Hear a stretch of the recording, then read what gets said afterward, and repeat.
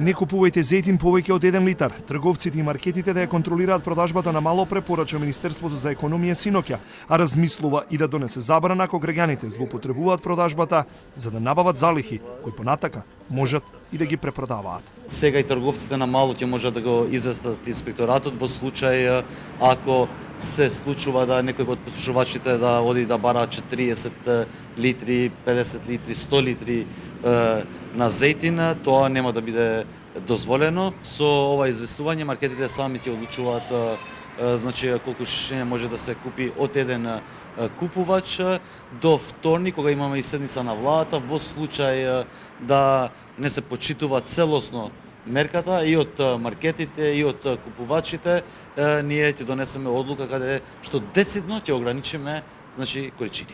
Рафтовите се празни, зејтин нема и кога ќе стаса го снимува за миг.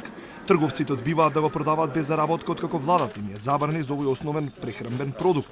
Граѓаните револтирани, но и загрижени заради високата цена. Се слажем, да. Зошто некој да купува со пакети, некој да нема ни една шиша, ете тоа е. Нормално секој да си земе литар, два, колку му треба, а не паника со пакети, со палети.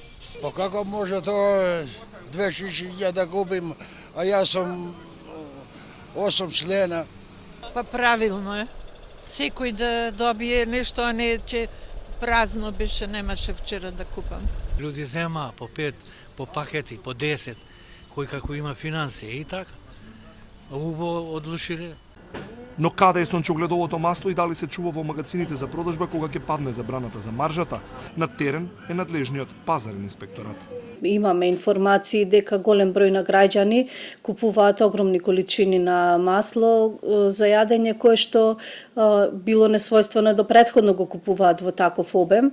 Министерството мислам дека располага со информации врз основа на податоците од трговците за колку е зголемена продажбата, можеби некаде за тродупло дневно им се зголемува продажбата. Имавме ситуации во кои што и потрошувачи јавуваат дека масло за јадење нема на рафтовите, постапено од страна на државниот пазарен инспекторат во периодов кој што измина.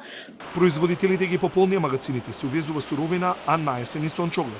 Побарувачката и потрошувачката за 1 месец се зголемија двојно.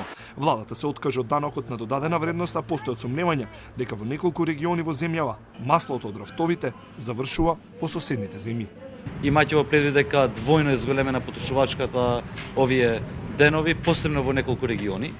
Наведов и вчера во Охридскиот и Струшкиот регион и повеќе од 3 пати е зголемена потрошувачката и тоа што го разговаравме со трговците на мало, со производителите, имаме значи и потрошувачи кои доаѓаат надвор од Северна Македонија да купуваат, имајќи во предвид дека кај нас се купува без ДДВ. Реагираше и опозицијата на известувањата на Министерството, но и најавите дека ќе се ограничува купувањето за граѓаните.